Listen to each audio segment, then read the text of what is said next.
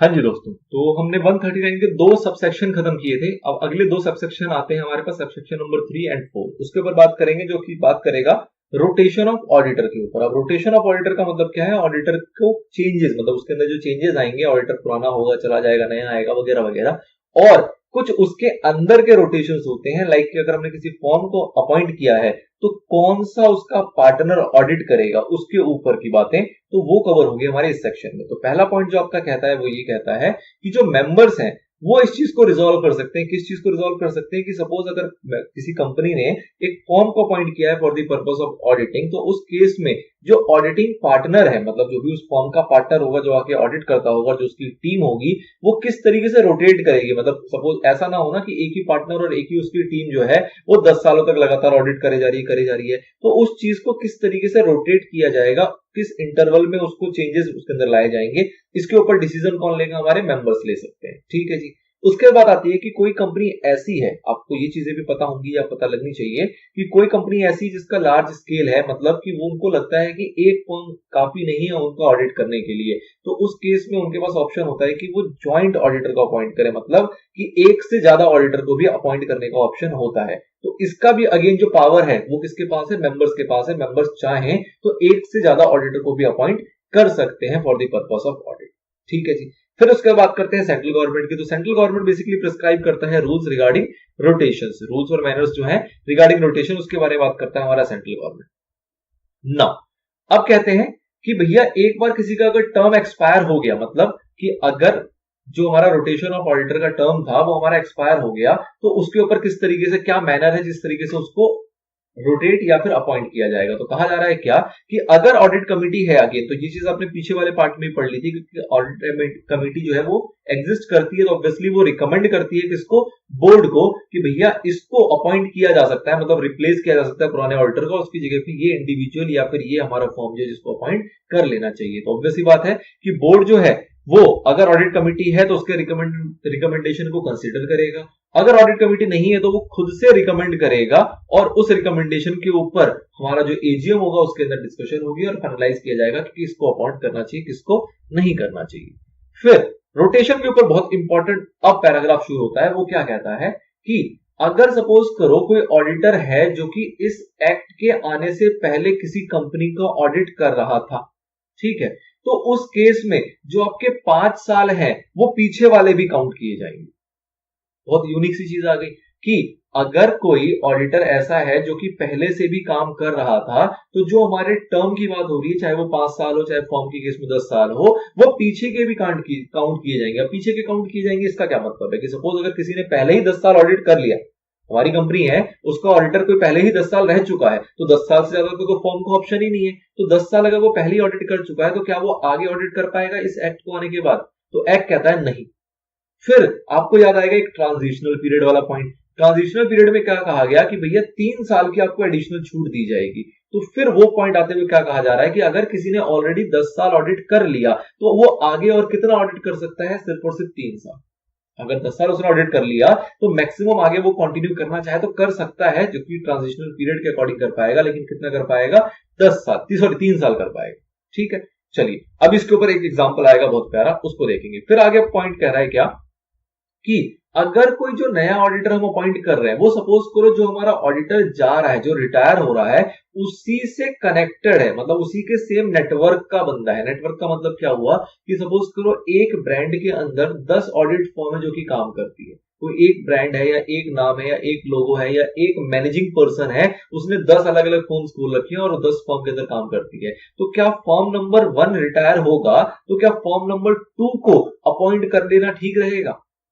बिल्कुल नहीं रहेगा, क्योंकि ये जो रोटेशन है इसका बेसिकली पर्पस ही क्या है कि एक ही ऑडिटर ना रहे कंपनी का कई सालों तक, ताकि अगर उस कंपनी के अंदर कोई लूपहोल्स वगैरह है जो कि एक ऑडिटर छुपा रहा था, तो एटलीस्ट दूसरा तो नहीं छुपाएगा, सारे तो कल्प्रिट नहीं हो जाएंगे। तो इसलिए मकसद है कि भैया चेंज होते रहेंगे तो ट्रांसपेरेंसी बनी रहेगी, इंडिपेंडेंस बना रहेगा। ठीक है, अब कहा जा रहा है कि अगर कोई सेम नेटवर्क में कई सारी ऑडिट फर्म काम कर रही है, तो अगर एक ऑडिट फर्म रिटायर हो गया तो उस नेटवर्क की जितनी भी ऑडिट फर्म्स होंगे या जितने भी इंडिविजुअल्स होंगे वो ऑटोमेटिकली इनएलिजिबल हो जाएंगे अपॉइंटमेंट के लिए।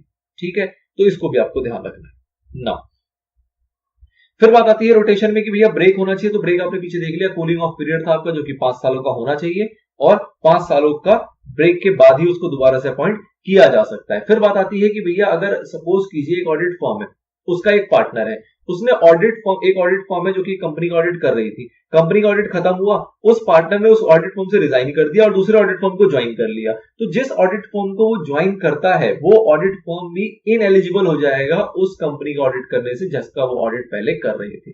ठीक है ना, मतलब फर्म ए है, फर्म ए में से एक पार्टनर रिजाइन कर लेता है ऑडिट के 5 साल कंप्लीट होने के बाद और वो फर्म बी को ज्वाइन कर लेता है, तो फर्म बी भी जो है वो उसी सेम कंपनी को दोबारा से अपॉइंट नहीं हो सकती, वो भी इनएलिजिबल हो जाएगी क्योंकि कहीं ना कहीं पार्टनर जो हो गया वो सेम हो गया, इवन दो आफ्टर रेजिग्नेशन हुआ हो तब भी नहीं माना जाएगा ना। अब इसको बड़े एग्जांपल में आप समझना है। एग्जांपल में देखो, अब पहले बात कर रहे हैं इंडिविजुअल ऑडिटर की, फिर बात करेंगे इन केस ऑफ फर्म। तो पहले इंडिविजुअल ऑडिट की बात करें तो उसमें आपको ध्यान रखना है 5 साल का प्रोविजन है। अब क्या कह रहा है ये पॉइंट कि जो पहला एजीएम हुआ उससे पहले से वो इंडिविजुअल ऑडिटर काम कर रहा था उस कंपनी के अंदर और कितने साल के लिए वो अपॉइंट किया गया है, तो कह रहे हैं जी 5 साल के लिए किया गया है, उससे ज्यादा के लिए किया हो, कुछ भी हो, सपोज 10 साल से कर रहा था, 15 साल से ऑडिट कर रहा था, कोई दिक्कत नहीं। अब रेलेवेंट फैक्टर जो है वो 5 इयर्स है या फिर उससे ज्यादा, ठीक है ना। अब अगर 5 इयर्स उसने ऑलरेडी काम कर लिया है तो हमारा प्रोविजन कहता है कि भैया 5 साल अगर किसी कंपनी में काम कर लिया तो उसको दोबारा से अपॉइंट नहीं करना चाहिए। लेकिन ट्रांजिशनल पीरियड आ जाता है और वो कहता है कि उसको और आगे कितने साल के लिए अपॉइंट कर लिया जा सकता है, मतलब एक्ट आने के पहले एजीएम की जो हुई उस एजीएम के अंदर उसको फर्दर कितने साल के लिए हम दोबारा से अपॉइंट कर सकते हैं। तो एक्ट हमारा कहता है कि भैया 3 साल के लिए और किया जा सकता है max to max because of transitional period. ठीक है, तो कुल मिला के अगर देखें तो उसने कितने साल सर्व कर लिया उसी एक कंपनी में, तो उसने सर्व कर लिया 8 साल या फिर उससे ज्यादा। उससे ज्यादा का मतलब क्या है कि अगर उसने ऑलरेडी 7 साल काम कर चुका होगा, 5 और मोर है ना, तो 7 इयर्स अगर उसने ऑलरेडी वो अपॉइंटेड था, उसने वहां पे ऑडिट का काम किया है, तो उसके बाद 3 साल उसको ट्रांजिशनल की वजह से और मिल जाएगा, तो कहीं ना कहीं वो 10 साल हो गया। चलिए एग्जाम्पल में आगे बढ़ते हैं। अगर किसी ने 4 साल ही काम किया है तो भी हम कहेंगे भैया 3 साल ट्रांजिशनल के और ले ले। 4 साल किया है तो वो एज पर लॉ वो 1 साल और कर सकता है, लेकिन हम कहते हैं भैया 1 क्यों मिलेगा, ट्रांजिशनल 3 देता है ना, तो तुम 3 ले लो, कोई दिक्कत नहीं। तो उसने 7 साल हो गए। 3 साल किसी ने ऑलरेडी काम किया हुआ है तो उसको अगेन ट्रांजिशनल के कितने मिल जाएंगे बेनिफिट, 3 सालों का, तो टोटल हो गया उसके 6 साल। किसी ने 2 साल काम किया हुआ है तो ट्रांजिशनल के अगेन 3 मिलेंगे, टोटल हो गए 5 साल। किसी ने 1 साल काम किया हुआ, अब अगर किसी ने ऑलरेडी 1 ही साल काम किया तो आप ट्रांजिशनल के 3 देते हो तो टोटल कितने बनेंगे, 4 साल। अब वो कहेगा क्या कि भैया नए वाला एक्ट खुद ही कहता है कि 5 साल हम ऑडिट कर सकते हैं, एज ए इंडिविजुअल हम कंपनी का 5 साल ऑडिट कर सकते हैं। तो भैया तुम 3 ट्रांजिशनल के दे रहे हो, एक को मैं एक्स्ट्रा भी ले सकता हूं क्योंकि मेरे 5 ही पूरे नहीं हुए, तो मैं ट्रांजिशनल का बेनिफिट ही नहीं ले रहा, मैं तो भैया एक्चुअल लॉ ले रहा हूं। ट्रांजिशनल का बेनिफिट तो उनके लिए ना जो लोगों का बेसिकली, आप इसके अंदर अगर देखोगे तो इस 4 साल में जो 3 साल ये ले रहा है तो ये क्या बोलेगा, वो उसको हम कहते हैं कि भैया जा तेरे को 3 साल दिए for the purpose of transitional. वो कहता है जी ट्रांजिशनल नहीं लिए मैंने, ट्रांजिशनल का बेनिफिट तो मुझे सिर्फ 2 साल का हुआ है, 1 साल तो मेरे बचे ही हुए थे। 4 साल मैंने काम किया तो 1 साल तो मेरे लॉफुली बचे हुए हैं, 2 साल तुम ट्रांजिशनल का बेनिफिट दे रहे हो। इसको 3 थे तो ये कहेगा 2 साल तो मेरे बचे हुए थे, 1 साल ही तो ट्रांजिशनल से मिल रहा है। इसके 2 साल हुए तो ये कह रहा है भैया जो 3 साल मुझे मिल रहा है ये ट्रांजिशनल का नहीं है, ये तो वो है जो कि एज पर लॉ है। अब इसके 1 साल जो थे ये कह रहा है कि नहीं, 1 साल मेरे हुए थे, 3 साल मेरे को ट्रांजिशनल वाले जो मिलने थे वो नहीं मिलेंगे, मेरे को सीधा सीधा 4 साल जो मेरे एक्चुअल बनते हैं वही मेरे को मिलेंगे और कुल मिला के मैं 5 साल और ऑडिट कर पाऊंगा, मतलब 4 साल और ऑडिट कर पाऊंगा, 1 साल मैं पीछे कर चुका हूं। ठीक है, तो मुद्दा ये समझना है आपको कि जो ये एग्रीगेट है ये कभी भी 5 से कम तो होगा नहीं, मतलब ऑप्शनल है कि अगर अपॉइंट ही किया जाएगा कम के लिए या बाद में हटा दिया जाएगा वो अलग सिनेरियो है, बट ये आपका मिनिमम 5 रहेगा। और अगर किसी ने पहले से ही कर लिया है तो वो फर्दर अपॉइंट से मैक्सिमम 3 सालों के लिए हो सकता है। चलिए, हो सकता है आप समझ पा रहे हो मैं क्या समझाना चाह रहा हूं। आगे इंडिविजुअल ऑडिटर की बात करें तो यहां पे कहा जा रहा है कि इंडिविजुअल ऑडिटर अगर किसी का नाम या किसी का ब्रांड नेम या कुछ अगर यूज कर रहा था for the purpose of auditing, तो ऑब्वियस ही बात है वो ऑडिटर भी आपका क्या हो जाएगा, इनएलिजिबल हो जाएगा आगे से दोबारा से रीअपॉइंट होने के लिए। कंसेक्यूटिव ईयर्स का मतलब क्या है कि भैया ब्रेक नहीं होना चाहिए, लगातार आपके साल होने चाहिए, उसको हम कहते हैं कंसेक्यूटिव ईयर्स, जिसमें कि 5 साल या उससे ज्यादा का हो बट उसके कोई ब्रेक ना हो। ना ऑडिट फॉर्म की बात करें तो सेम टेबल है, यहाँ पे 10 साल से शुरू होगी कहानी कि भैया किसी ने पहले ही 10 साल या उससे ज्यादा ऑडिट कर लिया तो वो क्या दोबारा अपॉइंट हो पाएगा, तो हम कहते हैं कि एज पर लॉ तो नहीं होना चाहिए क्योंकि 10 साल ही परमिशन है, लेकिन ट्रांजिशनल पीरियड का प्रोविजन कहता है कि भैया 3 साल के लिए दे दो उसे अपॉइंटमेंट, तो may be appointed including transitional, तो अपॉइंट किया जा सकता है ट्रांजिशनल को जोड़ते हुए मैक्सिमम 3 साल के लिए, तो उसकी टोटल सर्विस जो हो गई वो कितनी हो गई, 13 साल की हो गई। इस तरीके से आप 9, 8, 7 नीचे गिराते जाओगे, 3 साल 3 साल 3 साल चलता जाएगा। लेकिन जैसे ही उसके बाद 6 साल में आएगा कि उसने पहले 6 साल ही काम किया है, तो वो फर्दर और कितने साल के लिए अपॉइंट हो सकता है? तो ट्रांजिशनल के 3 नहीं है यहाँ पे, तो उसके अपने अपने कितने बचे हुए हैं? 4 साल। तो कुल मिला के वो 10 साल उसके बन जाएंगे। किसी ने अगर 5 साल पहले काम किया है तो वो ये एक्ट आने के बाद फर्दर और कितने साल काम कर सकता है? 5 साल। किसी ने 4 साल ही किया है तो 6 साल। किसी ने 3 साल पहले काम किया एक्ट आने से पहले, तो एक्ट आने के बाद के एजीएम के बाद भी वो कितने साल काम कर पाएगा? अगले 7 साल। और इस तरीके से आपका डाउनवर्ड चल रहा है। ठीक है, दोनों को रिलेट करके आप समझ पाए होंगे। ये एक्सप्लेनेशन दोनों की दोनों सेम लिखी हुई है ना। फिर बात आती है कि अगर कंपनी के अंदर अपॉइंट किया गया है 2 या उससे ज्यादा ऑडिटर, जिसको हम बात कर रहे थे ज्वाइंट ऑडिटर की, तो अगर कंपनी ने ज्वाइंट ऑडिटर अपॉइंट किया है तो जो कंपनी है ना, उसको ये चीज अपने माइंड में रखनी है कि भैया रोटेशन इस तरीके से करना कि ऐसा ना हो कि एक ही साल में सबके टर्म कंप्लीट हो जाए। मतलब रोटेशन तो करना है, लेकिन ऐसा नहीं ना 3 फर्म अपॉइंट की हमने ऑडिट करने के लिए और तीनों फर्म रोटेट एक ही साल में हो रही है, मतलब एक ही साथ तीनों फर्म जाती है और 3 नई फर्म आती है, फिर 3 फर्म जाती है, फिर 3 फर्म आती है। इस तरीके से रोटेशन नहीं आपको मैनेज करना। आपको ऐसे मैनेज करना है कि एक फर्म जाए फिर दूसरी आ जाए, फिर कोई पहली वाली चली जाए फिर उसकी जगह दूसरी आ जाए। रिप्लेसमेंट इस तरीके से होना चाहिए ताकि एक ही बार में उनका एक ही साल में टर्म कंप्लीट ना हो। तो ये मैनेज करने की रिस्पॉन्सिबिलिटी किसकी है? कंपनी की, कि आपको इस तरीके से मैनेज करना है ना। एक क्लैरिफिकेशन आ गया कि भैया फॉर्म के अंदर इंक्लूड करना है एलएलपी को भी, तो आपको पता ही है एलएलपी जो बनाई जाती है as per limited liability partnership act 2008, तो उसके अंदर जो एलएलपी होती है वो एक तरीके से पार्टनरशिप फॉर्म का ही एडवांस वर्जन है। तो कहा गया कि फॉर्म का मतलब यहाँ पे नॉर्मल पार्टनरशिप भी है और एलएलपी वाली पार्टनरशिप भी है। चलिए, अब अगला सेक्शन आता है आपका, जो कि अब यहां से थोड़ा सा अलग मैनर में काम चलेगा। मतलब जो यहाँ पे बातें होंगी वो थोड़ी सी डिफरेंट होंगी, जिसमें कि डेज, टर्म्स, कौन अपॉइंट करेगा वगैरह वगैरह। जो पीछे का मैटर था वो थोड़ा सा मेरे हिसाब से ज्यादा कॉन्सेप्चुअल था और ज्यादा इंपॉर्टेंट था। ये सिंपल है, जिसमें आपको सिर्फ याद करने वाली बातें। सबसे पहले बात आती है फर्स्ट ऑडिटर की। तो ये फर्स्ट ऑडिटर बात करेंगे अदर देन गवर्नमेंट कंपनी, मतलब कि गवर्नमेंट कंपनी का प्रोविजन अलग से डिस्कस होगा आगे के सब सेक्शनों में। यहाँ पे जो बात कर रहे हैं वो किसकी कर रहे हैं? वो सारी कंपनी जो कि गवर्नमेंट कंपनी नहीं है। ठीक है, वैसी कंपनियों के अंदर ऑडिटर को अपॉइंट जो करता है वो कौन? फर्स्ट ऑडिटर को कौन अपॉइंट करता है? अपॉइंट करता है बोर्ड। बोर्ड कितने दिनों के अंदर करता है? 30 दिनों के अंदर करता है। 30 दिन कहां से? आपकी कंपनी बनी, उसका आपके पास रजिस्ट्रेशन सर्टिफिकेट आया, जिस दिन रजिस्ट्रेशन हो गया उसके 30 दिनों के अंदर अंदर अपॉइंट कर लेगा बोर्ड, जिसको हम कहते हैं फर्स्ट ऑडिटर। वो जो ऑडिटर अपॉइंट किया गया वो कब तक ऑडिटर रहेगा? जब तक हमारी पहली एजीएम नहीं हो जाती, क्योंकि जब पहली एजीएम होगी तो हम फिर से ऑडिटर को अपॉइंट करेंगे। तो वहां पे जो ऑडिटर अपॉइंट होगा फिर वो अगले से 5 साल का ब्लॉक उसका शुरू होगा। लेकिन जब कंपनी बनने के 30 दिनों के अंदर अंदर एक ऑडिटर को अपॉइंट करना है, जो कि आपकी एजीएम आने तक, एजीएम कंक्लूड होने तक आपकी कंपनी का ऑडिटर माना जाएगा। और इसकी रिस्पॉन्सिबिलिटी किसकी है? बोर्ड की ना।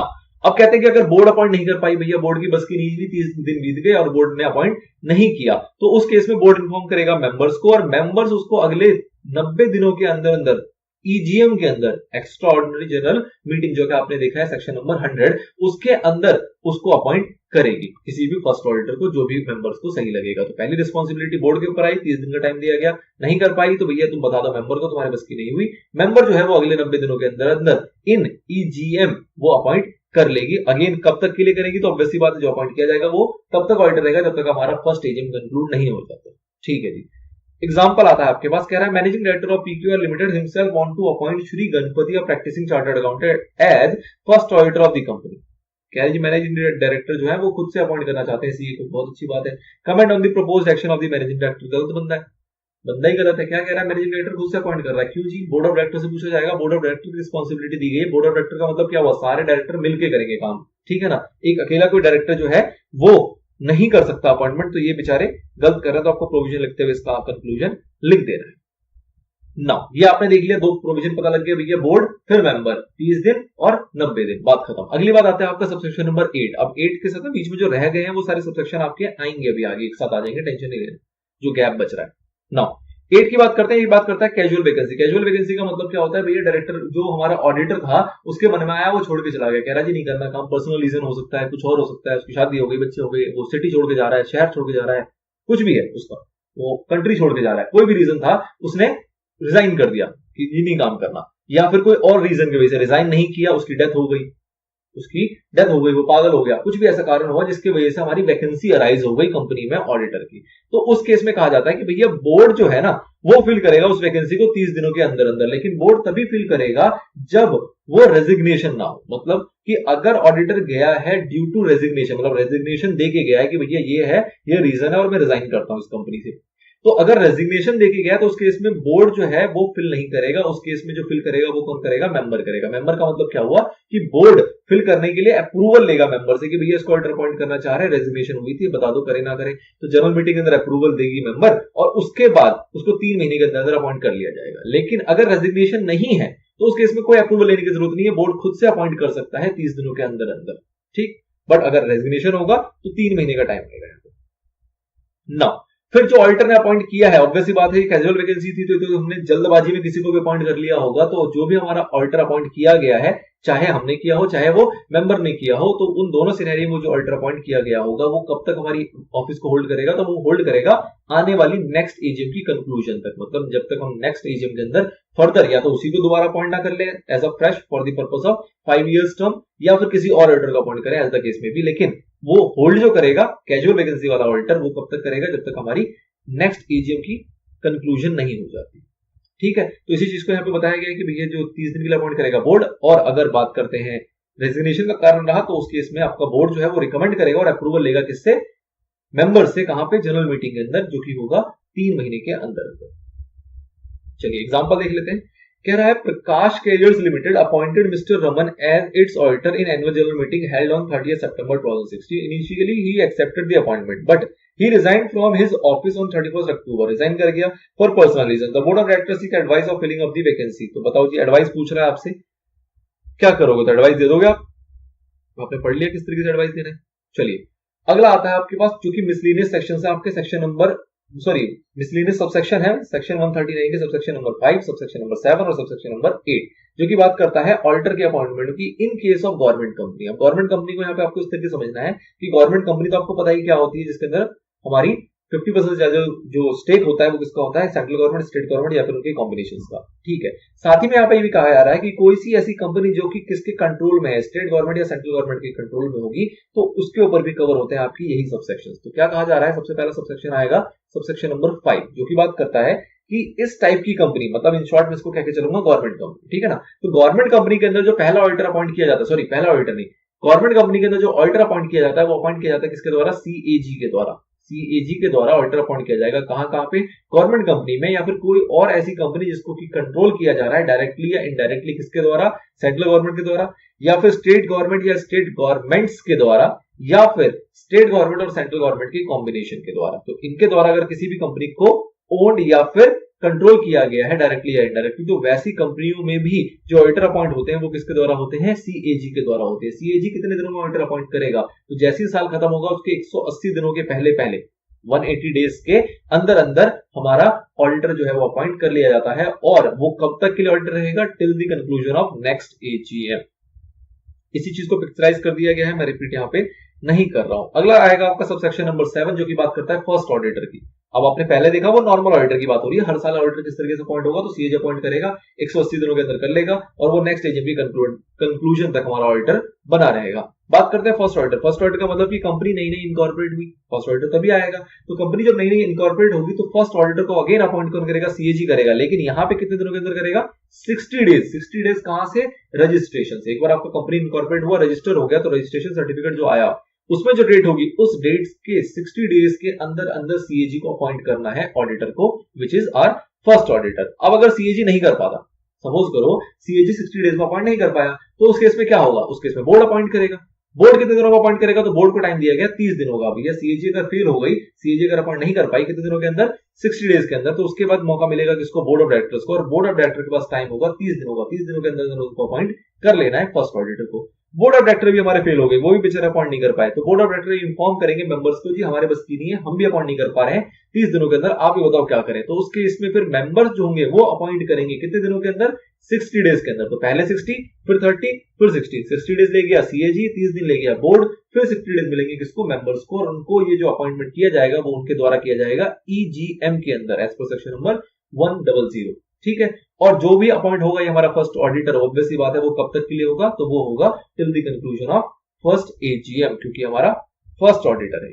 नाउ इनकी कैजुअल वैकेंसी की बात करें कि भैया इस टाइप के ऑडिटर, इन कंपनीज के ऑडिटर, लाइक गवर्नमेंट कंपनीज के ऑडिटर अगर छोड़ के चले जाते हैं ड्यू टू रेजिग्नेशन और एनी अदर पर्सनल रीजन, तो उस केस में क्या होगा, तो इस टाइप की कोई भी वैकेंसी अगर होती है इन कंपनीज के अंदर, तो उनका अपॉइंटमेंट किसके द्वारा किया जाएगा, सीएजी के द्वारा किया जाएगा। कितने दिनों में किया जाएगा, 30 दिनों के अंदर अंदर वैकेंसी हुई, उसके 30 दिनों के अंदर अंदर सीएजी द्वारा फिल किया जाएगा। अगर सीएजी नहीं कर पाती तो उस केस में मौका मिलेगा बोर्ड को, और बोर्ड को भी दी जाएंगे अगले 30 दिन और कि भैया बचे हुए आगे के नेक्स्ट 30 डेज के अंदर अंदर आपको अपॉइंट कर लेना है ऑडिटर को। ये था आपका सबसेक्शन नंबर 8। नाउ बात आती है रीअपॉइंटमेंट, जिसके ऊपर सबसेक्शन नंबर 9 है, 10 है और 11। क्या बात करेगा ये? कह रहा है रीअपॉइंटमेंट। तो रीअपॉइंटमेंट क्या सेम ऑडिटर को किया जा सकता है? बिल्कुल किया जा सकता है। तो डिपेंड करता है ना उसकी टर्म वाला जो आपका पॉइंट था वो क्या है, सबसेक्शन नंबर 2 उस पर फुल अप मतलब फॉल कर रहा है या नहीं कर रहा, उसके प्रोविजंस फॉल कर रहे हैं या नहीं कर रहे। तो बट क्या है कि रीअपॉइंटमेंट के ऊपर क्या बात की जाती है? कह रहा है रिटायरिंग ऑडिटर में बी रीअपॉइंटेड। क्या रीअपॉइंट किया जा सकता है? जी मे भी किया जा सकता है। कब कब क्या कंडीशन है? तो कहा गया कि अगर वो डिसक्वालिफाइड नहीं है तो। डिसक्वालिफाइड का मतलब क्या है? जैसे आप देखेंगे कि भैया ट्राइब्यूनल ने कोई ऑर्डर दे दिया, आपने सही से कोई फ्रॉड की एक्टिविटी करी, ट्राइब्यूनल का ऑर्डर आ गया कि आप अगले 5 साल तक ऑडिट नहीं कर सकते। आईसीए के अंदर कोई मिसकंडक्ट का इशू था, उन्होंने आपकी मेंबरशिप को सरेंडर कर दिया, मतलब होल्ड पे रख दिया, लाइक इस टाइप की सस्पेंड कर दिया, कुछ इस टाइप की कोई भी रीजन है, द थिंग इज कि you are disqualified for the purpose of appointment, तो उस केस में आपको रीअपॉइंट नहीं किया जा सकता। नंबर 1। नंबर 2, ऑडिटर ने खुद से राइटिंग में दे दिया कंपनी को, जी मैं नहीं चाहता आपकी कंपनी में एज ऑडिटर अपॉइंट होना, तो उसने अगर नोटिस दे दिया है अपनी अनविलिंगनेस का, तो उस केस में भी हम उसको रीअपॉइंट नहीं करेंगे। और तीसरा पॉइंट आता है कि कंपनी ने एक स्पेशल रेजोल्यूशन पास किया और उस स्पेशल रेजोल्यूशन के तहत किसी और को अपॉइंट करना है या फिर जो आपका पुराना ऑडिटर था उसको अपॉइंट नहीं करना है। दोनों में से कुछ भी बात हो सकती है, मतलब एक ही है कि किसी और को अपॉइंट करना है, मतलब पुराने वाले को अपॉइंट नहीं करना है, या फिर उसके अंदर एक्सप्रेसली ये लिखा गया कि भैया किसी भी सूरत में पुराने वाले को अपॉइंट नहीं करना है, अब आप देख लो क्या करना है। तो ऐसे अगर सिचुएशन होंगे तो उस केस में अपॉइंट नहीं किया जाएगा, अदरवाइज उसको रीअपॉइंट किया जा सकता है ना। अगर सपोज करो किसी भी नए ऑडिटर को अपॉइंट ना किया जाए या उसको रीअपॉइंट ना किया जाए, तो उस केस में अगर कुछ भी ऐसा कंक्लूड ही नहीं हुआ, हम चाह रहे पुराना वाला काम ना करें लेकिन हम नए ऑडिटर भी अपॉइंट नहीं कर रहे, तो उस केस में जो हमारा एग्जिस्टिंग ऑडिटर होगा माना जाएगा कि वही कंटिन्यू करेगा, उस कंपनी का ऑडिटर वही माना जाएगा जब तक कि नया बंदा आ नहीं जाता ना। अगला पॉइंट आता है आपका सबसेक्शन नंबर 11, जो कि बात करेगा ऑडिट कमेटी के रिकमेंडेशन की। तो ये आपको पता है कि भैया जितनी भी अपॉइंटमेंट होगी, चाहे फर्स्ट ऑडिटर हो, चाहे सब्सिक्वेंट ऑडिटर हो, चाहे कैजुअल वैकेंसी का केस हो, जितनी भी अपॉइंटमेंट होगी ऑडिटर की, वो सारी की सारी ऑडिट कमेटी की रिकमेंडेशन के बाद ही होंगी। अगर कंपनी में ऑडिट कमेटी एग्जिस्ट करती है तो, अगर कंपनी में ऑडिट कमेटी है तो बोर्ड पहले उनसे रिकमेंडेशन लेगा, उससे रिकमेंडेशन लिए बगैर वो खुद से अपॉइंटमेंट नहीं कर सकता, कोई सी भी नहीं कर सकता। ठीक है जी, तो ये सारी बातें थी। अब कुछ एनएफआरए के रूल्स हैं इसके अंदर जो कि मैं सेपरेट लेना चाहता हूं। ये आप कह लो कि 139 आपका पूरा पूरा कंक्लूड हो गया सबसेक्शन नंबर 11 तक। अब कुछ एनएफआरए की बातें जो कह लो कि एडिशनल बातें हैं जो कि आपके मॉड्यूल के अंदर दी गई हैं for the purpose of knowledge. Obviously questions भी पूछे जा सकते हैं, बट ये हमारे एक्ट से कंसर्न नहीं है, हमारे सब सेक्शन से कंसर्न नहीं है, हमारे सेक्शन नंबर 139 से कंसर्न नहीं है, तो इसलिए इसको सेपरेटली लेके चलूंगा मैं नेक्स्ट पार्ट के अंदर। फिलहाल इसको यहीं पर रैप अप कर लेते हैं, which is are section number 139, which is all complete.